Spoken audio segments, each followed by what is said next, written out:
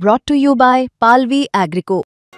पालवी ॲग्रिको, भारताचा पहिला AI तंत्रज्ञानावर आधारित B2B आणि B2C ई-कॉमर्स प्लॅटफॉर्म। शेतीसाठी जे काही लागणार थेट तुमच्या बांधावर पोहोचणार, मोबाईलच्या एका क्लिकवर। अंदाजे या सिमेंट फॅक्टरीमुळे किमान 40 ते 45 गावं बाधित होऊ शकतात। तसेच आजूबाजूच्या नगरपालिका, महानगरपालिका 5 ते 6 नगरपालिका आहेत, 2 महानगरपालिका आहेत, भिवंडी महानगरपालिका, कल्याण डोंबिवली महानगरपालिका, उल्हास नगरपालिका, अंबरनाथ नगर परिषद, बदलापूर नगर परिषद, म्हणजे किमान 5 ते 6 नगर परिषदा आपण याच्यातून बाधित होऊ शकतात। कारण का अदानी ग्रुपनी जवळजवळ महाराष्ट्र किंवा गुजरात नव्हे तर पूर्ण भारतच कब्जात घेतलेला आहे आणि ह्याचा वाईट परिणाम, याचा दुष्परिणाम केवळ आंबेली आणि ह्या इथल्या परिसराला न होता तर पूर्ण भारतावर होणार आहे। नागरी वसाहतीमध्ये जल प्रदूषण, वायू प्रदूषण अशा प्रदूषणयुक्त अशी कंपनी या ठिकाणी या जनतेवर लादून विनाशकारी या लोकांना त्रास होईल अशा प्रकारचं काम अदानी ग्रुपकडून चाललेलं आहे, त्याला आमचा पूर्ण विरोध। आणि त्या अदानीने आज आमचे जीवन, भविष्यातील जीवन पुढच्या पिढीचं आणि आमचं म्हणजे नेस्तनाबूत करण्यासाठी हा जो काही घाट घातलेला आहे सिमेंट कारखान्याचा प्रकल्प राबवून, तर त्याच्यामुळे नक्कीच भविष्यात याचा आम्हाला खूप म्हणजे त्रास होणार आहे। हे म्हणणं आहे कल्याण तालुक्यातील मोहने गावच्या रहिवाशांचं।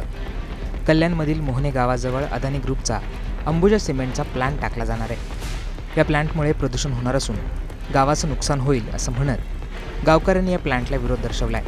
मोहने गावाजवळ अदानी ग्रुपचा सिमेंट प्लांट उभारण्याचा प्रस्ताव मांडला जातोय। हा प्लांट नागरी वस्तीपासून अवघ्या 10 ते 15 किलोमीटरच्या परिघात आहे। या प्लांटच्या आजूबाजूला 20 लाखांहून अधिक लोकसंख्या आहे। या प्लांटमुळे वायू, जल प्रदूषण मोठ्या प्रमाणावर होईल असं गावकऱ्यांचं म्हणणं आहे। या प्रदूषणामुळे गावकऱ्यांच्या आरोग्यावर दीर्घकालीन परिणाम होण्याची शक्यता आहे। त्यामुळे हा प्लांट नको असं गावकऱ्यांनी आता ठरवलंय। यासाठी गावकऱ्यांनी सह्यांची मोहीम देखील घेतली होती। त्याचबरोबर अनेक पत्र देखील त्यांनी प्रदूषण मंडळ आणि इतर संस्थांना लिहिली आहेत। अंदाजे या सिमेंट फॅक्टरीमुळे किमान 40 ते 45 गावं बाधित होऊ शकतात। तसेच आजूबाजूच्या नगरपालिका, महानगरपालिका 5 ते 6 नगरपालिका आहेत, 2 महानगरपालिका आहेत, भिवंडी महानगरपालिका, कल्याण डोंबिवली महानगरपालिका, उल्हास नगरपालिका, अंबरनाथ नगर परिषद, बदलापूर नगर परिषद, म्हणजे किमान 5 ते 6 नगर परिषदा आपण याच्यातून बाधित होऊ शकतात। शासनाचा महसूल मिळण्याचा फक्त हेतू आहे का? तर नाही।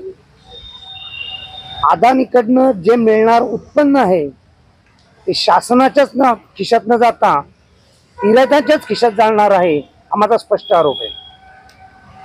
महाराष्ट्र प्रदूषण नियंत्रण महामंडळ यांनी जी नोटीस दिलेली आहे की आपण आपले ऑब्जेक्शन्स ठेवा, या गावकऱ्यांमार्फत किंवा बाधित लोकांमार्फत किंवा इथल्या गावच्या लोकांमार्फत जे ऑब्जेक्शन्स क्रिएट होणार आहेत, ऑब्जेक्शन्स दिले जाणार आहेत, त्यांचा किती महाराष्ट्र प्रदूषण नियंत्रण महामंडळ विचार करेल हाही मोठा जटिल प्रश्न आहे। कारण का अदानी ग्रुपनी जवळजवळ महाराष्ट्र किंवा गुजरात नव्हे तर पूर्ण भारतच कब्जात घेतलेला आहे आणि ह्याचा वाईट परिणाम, याचा दुष्परिणाम केवळ आंबेली आणि ह्या इथल्या परिसराला न होता तर पूर्ण भारतावर होणार आहे। अर्थव्यवस्थेवर तर जास्त परिणाम होणार आहे।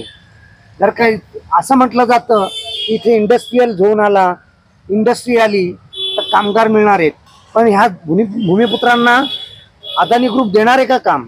नाही देणार। बाहेरचे आणून जे टेक्निकल मोठे मोठे आहेत त्या लोकांना इथे आणून इथे कामं दिली जाणार आहेत। इथे केवळ आणि केवळ मजूर म्हणून इथला समाजाचा वापर केला जाईल आणि भूमिपुत्रांना केवळ मजुराशिवाय दुसरी कुठलीही व्यवसाय दिला जाणार नाही, कुठलीही नोकरी दिला जाणार नाही। खरं म्हणजे NRC कंपनी ही संपूर्ण भारतातील रेयनचा धागा बनवणारी अग्रगण्य अशी कंपनी सन 2000 साली काही कारणामुळे बंद पडली.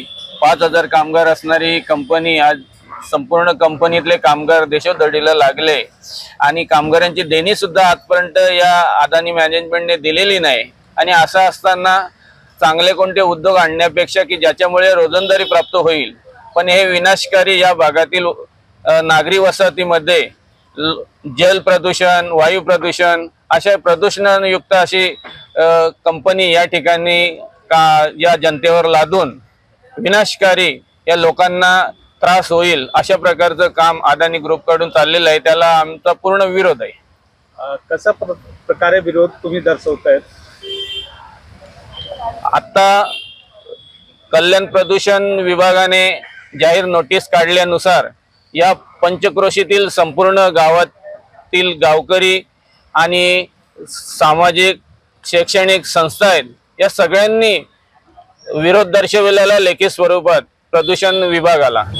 आणि आज जी आमच्यावर जे संकट आलेलं आहे ज्या भस्मासुराचं, ज्याचं नाव आहे अदानी, आणि त्या अदानीने आज आमचे जीवन, भविष्यातील जीवन, पुढच्या पिढीचं आणि आमचं म्हणजे नेस्तनाबूत करण्यासाठी हा जो काही घाट घातलेला आहे सिमेंट कारखान्याच्या प्रकल्प राबवून, तर त्याच्यामुळे नक्कीच भविष्यात याचा आम्हाला खूप म्हणजे त्रास होणार आहे. खूप गंभीर अशा आजारांना आम्हाला सामोरं जावं लागणार आहे.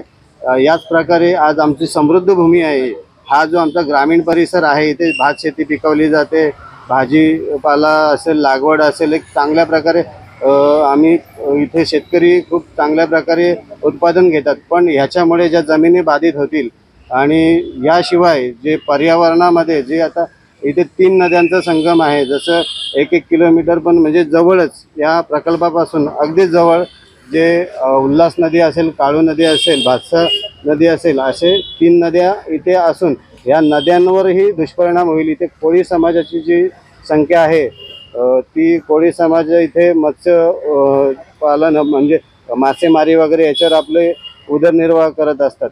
परंतु ह्यामुळेही आज आमच्या व्यवसायावर याच्यावर आम्हाला म्हणजे प्रॉब्लेम होणार आहेत. तर यासाठी आमचा तीव्र विरोध या अदानी सिमेंट फॅक्टरीला आहे.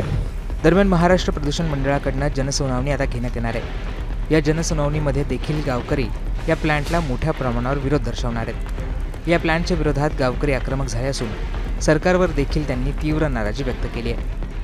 मुंबईतील धारावी रिडेव्हलपमेंट प्रोजेक्ट अदानी ग्रुपला दिल्याने स्थानिकांनी विरोध दर्शवला होता. आता अदानी समूहाच्या आणखी एका प्रोजेक्टला स्थानिकांचा विरोध होताना दिसतोय. या प्रकल्पाच्या जनसुनावणीत आता काय होतं हे पाहणं महत्त्वाचं असणार आहे.